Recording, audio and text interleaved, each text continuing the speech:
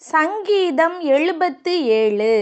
எதுதூன் என்னும் ராக தலைவனுக்கு ஒப்புவிக்கப்பட்ட ஆசாபின் சங்கீதம்.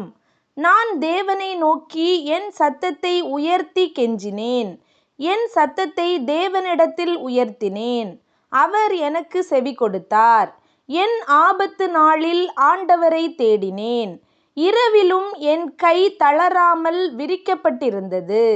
என் ஆத்துமா ஆறுதல் அடையாமற் போயிற்று. நான் தேவனை நினைத்தபோது அலறினேன். நான் தியானிக்கும் போது என் ஆவி தோய்ந்து போயிற்று. நான் தூங்காதபடி என் கண்ணிமைகளை பிடித்திருக்கிறீர். நான் பேச மாட்டாதபடி சஞ்சலப்படுகிறேன். பூர்வ நாட்களையும் ஆதி காலத்து வருஷங்களையும் சிந்திக்கிறேன். ராக்காலத்தில் என் சங்கீதத்தை நான் நினைத்து என் இருதயத்தோடே சம்பாஷித்துக் கொள்ளுகிறேன். என் ஆவி ஆராய்ச்சி செய்தது. ஆண்டவர் நித்திய காலமாய் தள்ளிவிடுவாரோ? இனி ஒருபோதும் தயை செய்யாதிருப்பாரோ? அவருடைய கிருபை முற்றிலும் அற்று போயிற்றோ? வாக்குத்தத்தமானது தலைமுறை தலைமுறைக்கும் ஒழிந்து போயிற்றோ? தேவன் இரக்கஞ்செய்ய மறந்தாரோ? கோபத்தினாலே தமது உருக்கமான இரக்கங்களை அடைத்து கொண்டாரோ என்றேன். அப்பொழுது நான், இது என் பலவீனம். ஆனாலும் உன்னதமானவருடைய வலது கரத்திலுள்ள வருஷங்களை நினைவு கூறுவேன். கர்த்தருடைய செயல்களை நினைவு கூறுவேன்.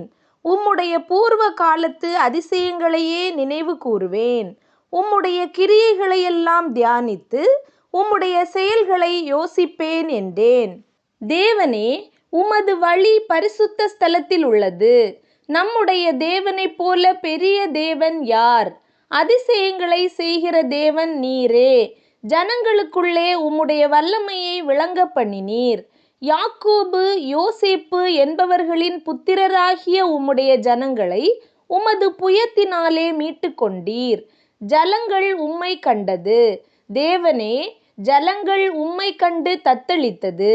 ஆழங்களும் கலங்கினது. மேகங்கள் ஜலங்களை பொழிந்தது. ஆகாய மண்டலங்கள் முழக்கமிட்டது. உம்முடைய அம்புகளும் தெறிப்புண்டு பறந்தது. உம்முடைய குமுறலின் சத்தம் சுழல் காற்றில் முழங்கினது. மின்னல்கள் பூச்சக்கரத்தை பிரகாசிப்பித்தது. பூமி குலுங்கி அதிர்ந்தது.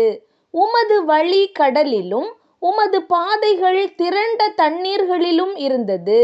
உமது காலடிகள் தெரியப்படாமற் போயிற்று.